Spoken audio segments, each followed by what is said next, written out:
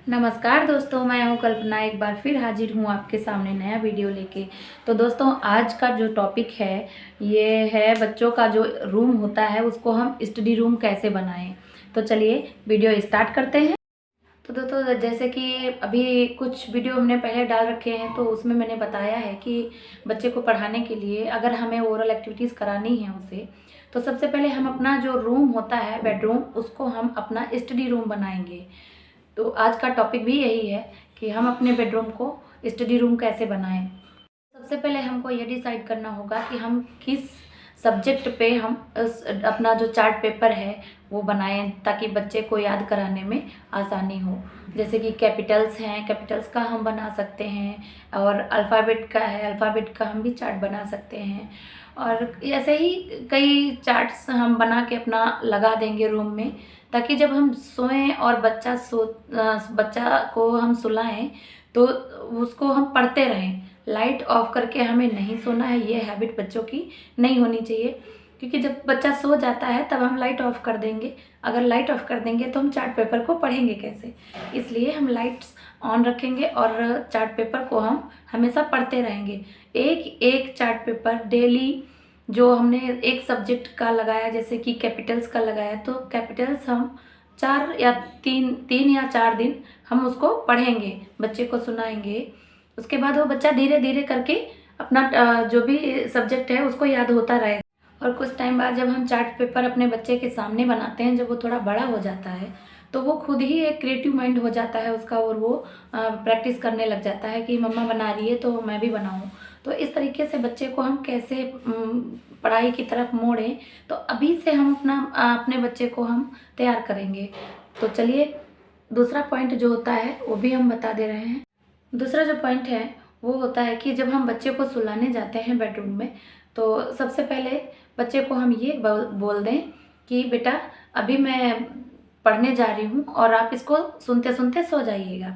तो वो बच्चा बोलेगा हाँ मम्मा ठीक है। अगर बोल लेता है तो ठीक है, नहीं बोलना है तो ये बात बोलने की ज़रूरत नहीं है, हमें खुद ही से पढ़ते रहना है। बस इतना ध्यान रखना है कि बच्चा सुन रहा है, बच्चा सुनता ही रहता है, और वो थपकी देते रहो और वो सो जाएगा। इससे क्या होता है कि जब बच्चा स्लीपिंग करके जब उठता है मॉर्निंग में, तो कुछ चीज़ें उसके माइंड में वही घूमती रहती हैं और वो बच्चे को लर्न हो जाता है। आगे चल के जब बच्चा कभी किसी जगह पे खड़ा होगा तो हम उसको किसी भी चीज़, कोई भी सब्जेक्ट के से रिलेटेड अगर हम बात करते हैं तो उसको लर्न होता है। अगर बोल लेता है तो वो तुरंत जवाब दे देगा। तो ऐसे ही हम अपने बच्चे को क्रिएटिव माइंड और जो क्रिएटिविटी हम करते हैं वो ऐसे ही बच्चा करता है। तो जैसे हम पढ़ते रहेंगे बच्चे के सामने, कभी खाली मत बैठो। अगर आपको पढ़ना है तो आप अपनी बुक लेके बैठो, बच्चे को भी दिला के बिठाओ, ताकि बच्चा पढ़ता रहे और उसका पढ़ने में मन लगता रहे।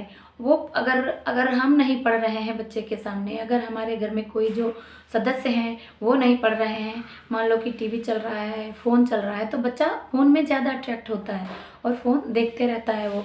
तो हम उसके सामने बुक्स, उसकी जो फ्रेंड होती हैं, बुक्स को बनाना है हमें। जो बुक्स होती हैं तो सबसे पहले हम बुक्स को पढ़ेंगे बच्चे के सामने, तो बच्चा भी देखेगा कि मम्मा पढ़ रही है और मैं भी पढ़ सकता हूँ। तो वो भी बच्चा अपना दिमाग लगाता है। बच्चा जैसे जैसे आप क्रिएटिविटी करेंगे वैसे वैसे बच्चा भी करता जाएगा।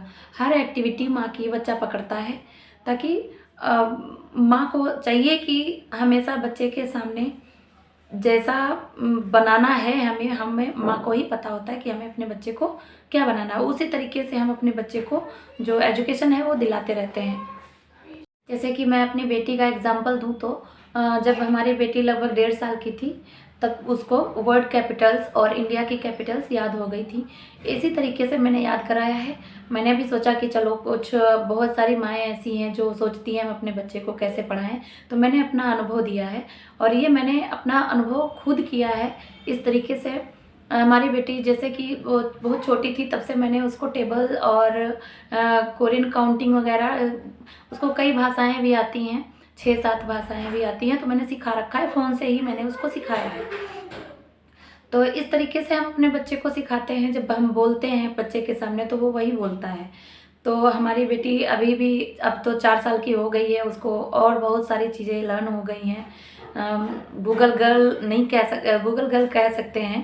हालांकि उसको इसी तरीके से हमने अपनी बेटी को तैयार किया है और आप लोग भी तैयार कीजिए अपनी बेटी को, अपने बच्चे को ऐसे ही बनाइए, ताकि आने वाले समय में बहुत ही ज़्यादा कंपटीशन है। हम अपने बच्चे को जब अभी से प्रिपेयर करेंगे, अभी से उसको माइंड में बिठाएंगे बातों को कि पढ़ाई क्या चीज़ होती है, तो वो धीरे धीरे उसी पे मुड़ता जाएगा।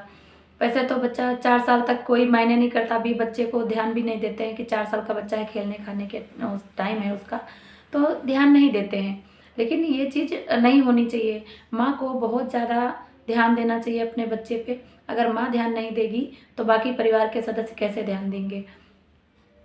तो दोस्तों, अगर ये सारी बातें हमारी आपको अच्छी लगी, ये वीडियो अच्छा लगा आपको देख के, तो प्लीज़ लाइक कीजिए। एंड अगर आप पहली बार हमारे चैनल पे जुड़े हैं तो सब्सक्राइब ज़रूर कीजिएगा, बेल आइकन दबाइएगा और ज़्यादा से ज़्यादा लोगों को शेयर करें। तो ये है मेरी बेटी, अभी मैं इसकी ही बात कर रही थी। फिर मिलते हैं हम अगले वीडियो में, तब तक के लिए bye. Thank you so much. Bye. दीदी भी बाय करना चाहती हैं। बाय।